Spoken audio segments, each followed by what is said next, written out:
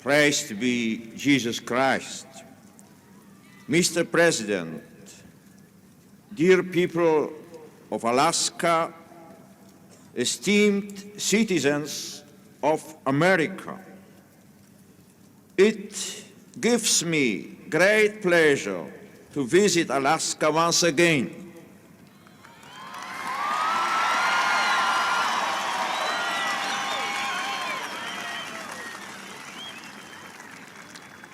And from this northern state to send a greeting of special warmth and affection to all the citizens of the United States of America.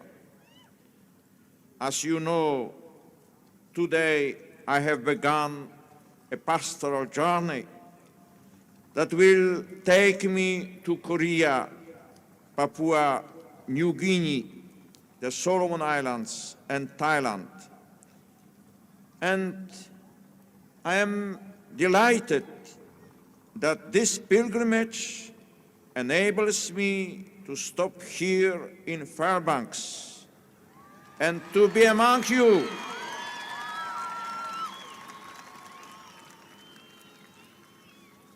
I am deeply honored by the presence of President Reagan, who himself is just returning from an important trip to China.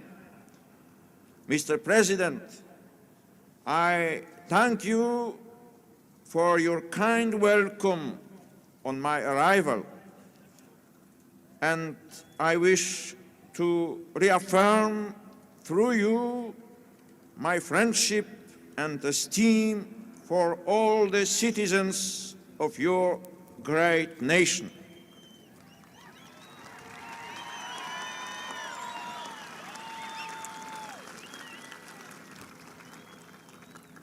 My thanks go as well to Bishop Whelan for his much appreciated invitation to the Diocese of Fairbanks.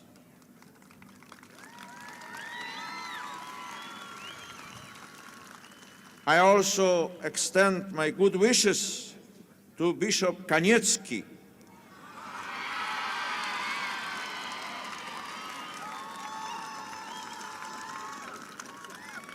and I pray that the Lord will grant him many joyful years of service to the Church. I would also offer a word of greeting to the Cardinal and Bishops of the United States Episcopal Conference, who have shown their fraternal union with me by coming here on this happy occasion. When I arrived on my first visit to your beautiful state, dear people of Alaska, and it is beautiful, your state.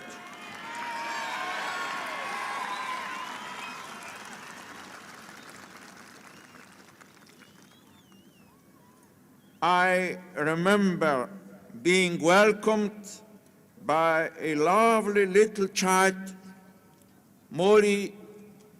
Mary, who reached out and handed me a bouquet of forget-me-nots, your state flower.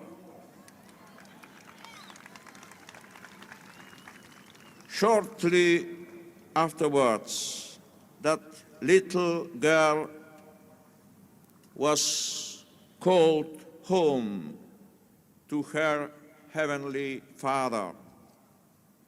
But her loving gesture is not forgotten, and her memory is held in blessing. I found in what she did at that time a living truth about the people of the vast Alaskan territory, that in your thoughts and in your prayers you remember the Pope. Today, I am here in person to give you the assurance that I have not forgotten you. Even when I am miles away, I hold the people of Alaska and those of the whole of the United States close to me in my heart.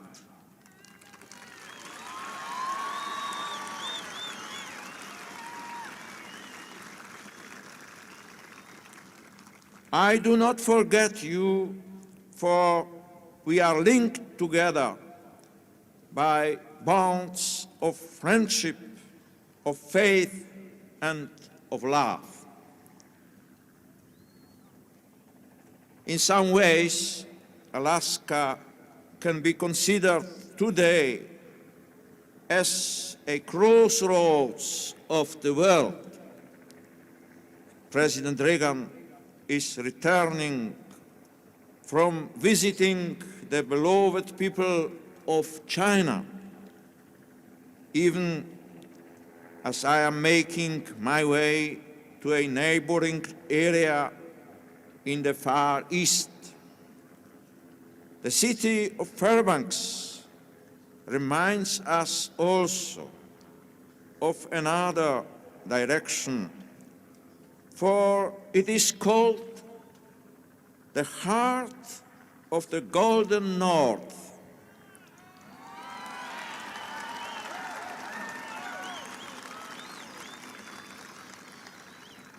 Here, in this vast state, 65 languages are spoken, and peoples of many diverse backgrounds find a common home with the Aleutians, Eskimos, and Indians.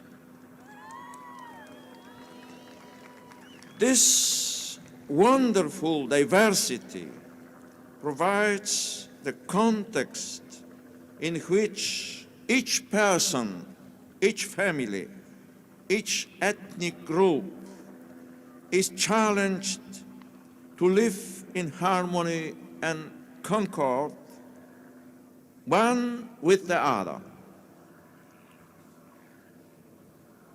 To achieve this aim requires a constant openness to each other on the part of each individual and group, an openness of heart, a readiness to accept differences, and an ability to listen to each other's viewpoint without prejudice.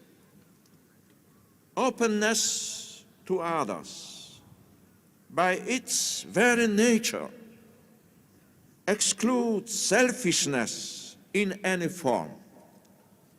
It is expressed in a dialogue that is honest and frank, one that is based on mutual respect. Openness to others begins in the heart.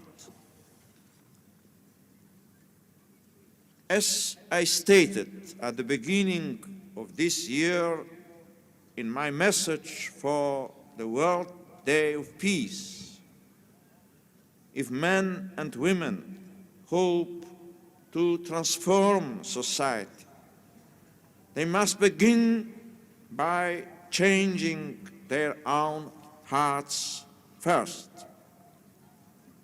Only with a new heart can one discover, rediscover clear-sightedness and impartiality with freedom of spirit, the sense of justice with respect to the rights of man, the sense of equity with global solidarity between the rich and the poor, mutual trust and fraternal love.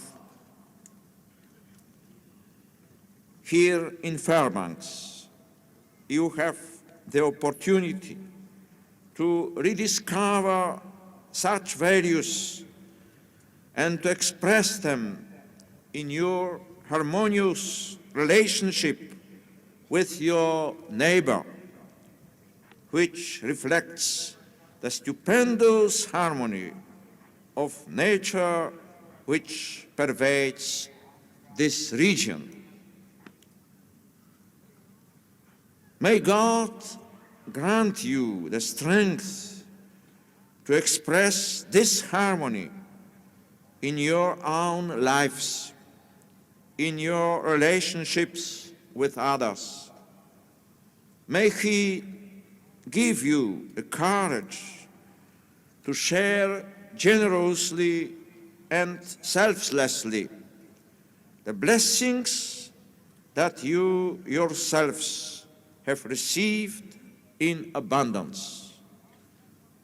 God bless America.